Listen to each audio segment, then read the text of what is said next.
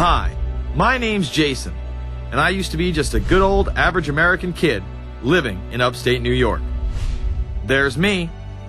I played baseball, mastered Mortal Kombat, went to the prom, said the Pledge of Allegiance every day, and loved my country. I even lived the dream of every American youth, college. Sure, it was a state school, but it also happened to be a party town. Great times all around, right? Well, sort of. I still had to work hard as a pizza guy to make it. And of course, there was school. I had to figure out the computer graphics programs I was working with, as well as attend classes I didn't care about. I certainly didn't know much about geopolitics. Then 9/11 happened and everything changed.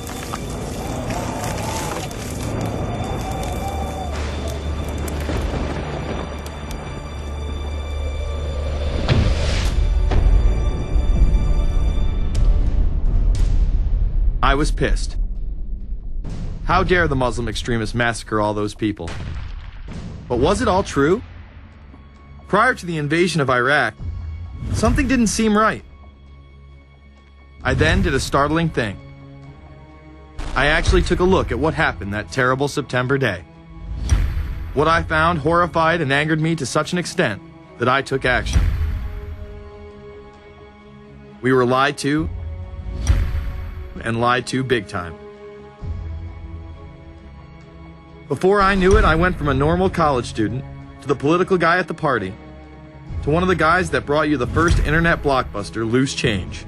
The film would not only change my life, but countless others as well.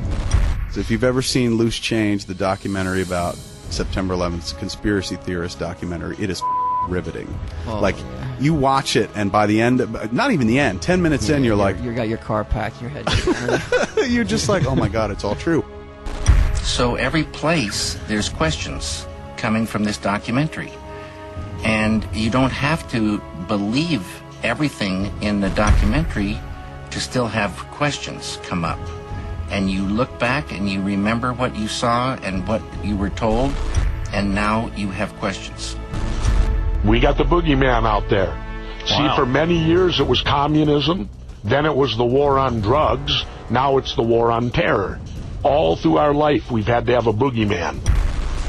Loose Change took the truth about 9/11 into the mainstream with over 100 million views and allowed me to travel the country and even take on some of my detractors. The answer is no, they cannot. Jason, I think it's telling that every time you disagree with something, you call the people a liar. I'm not calling anybody a liar, sir. I'm calling you a liar because you are a liar. But if we were lied to about 9/11, then who was really behind it? A lot of people on the web were pointing towards the New World Order, but that was impossible. I mean, the Hulkster couldn't be involved, could he? The NWO is the only way to go, and what you gonna do? So I set out to find out if a New World Order really existed. And if it did, what was it? Who was involved? And what were their goals? The very word secrecy is repugnant in a free and open society. And we are, as a people, inherently and historically opposed to secret societies, to secret oaths, and to secret proceedings. For we are opposed around the world by a monolithic and ruthless conspiracy. It is a system which has conscripted vast human and material resources into the building of a tightly knit, highly efficient machine. Its preparations are concealed, not published. Its mistakes are buried, not headlined. Its dissenters are silenced, not praised. No expenditure is questioned, no rumor is printed, no secret is revealed. Some cringe when they hear the term New World Order, despite all of these prominent people using it.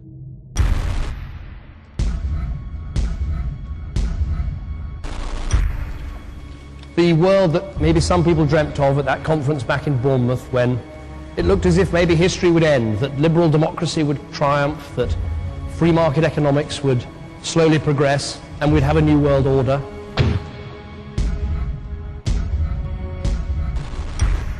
And together they helped to create, were the principal leaders in creating, a new world order and a winning strategy in the Cold War.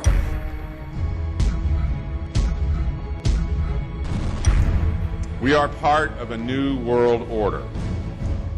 And as the recently departed Admiral William J. Crowe once said, it's long on new and it's short on order.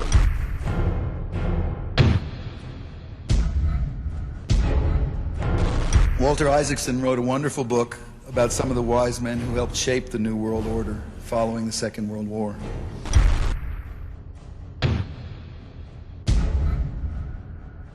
As we devise a way forward in Iraq, I urge the international community to embrace its responsibility for creating that new world order. A new world order based upon collective action.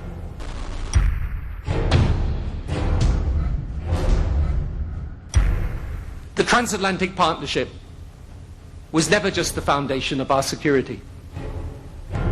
It was the foundation of our way of life. It was forged an experience of the most bitter and anguished kind. Out of it came a new Europe, a new world order, a new consensus as to how life should and could be lived.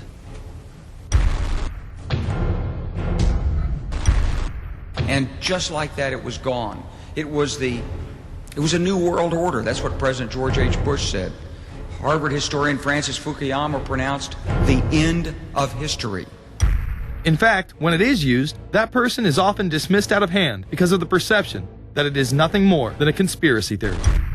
Actually, the idea of global governance and a one world order has been around for centuries, and the term New World Order has been used frequently in recent history. The New World Order means different things to different people, but to those who expect to be in control of it, it means the same thing. It means all the world under their control. They believe that somebody must rule. After all, people are too darn dumb to know how to rule themselves. They figured that that's their role. The first in-depth publication of note was Samuel Zane Batten's work, The New World Order, which was published in 1919.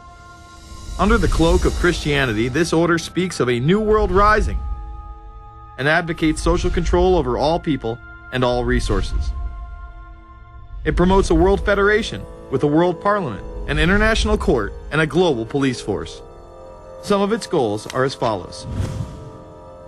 Community. The danger and loss in crime and degeneracy. The determination to make community life safe, sanitary, wholesome, and moral. Industrial. The disappearance of class distinctions and the solidarity of all interests in the economic process. National.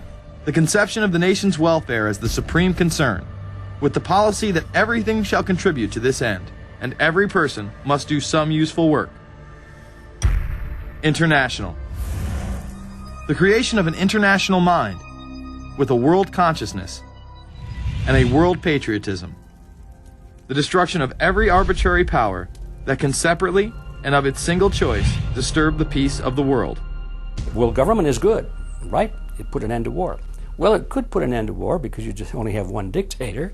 I think Adolf Hitler had that in mind. He wanted a world government too, with himself as the master leader. Many have regarded Hitler as the apex of evil, a true heart of darkness. But how many people know that Hitler had his own vision of a new world order? Hitler had been promoted by the establishment. He graced the cover of Time magazine many times and was their Man of the Year twice. His vision was simple: unify Europe and then the world. The only real difference was that his order was racially motivated, instead of being based solely on religion. He even wrote a lesser-known follow-up to Mein Kampf in 1928 that many have dubbed My Order, or New World Order. President Roosevelt would condemn this order prior to World War II.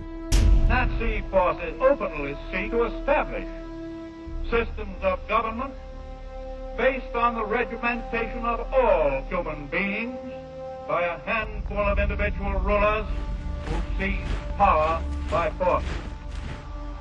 Yes, these men and their hypnotized followers call this a new order.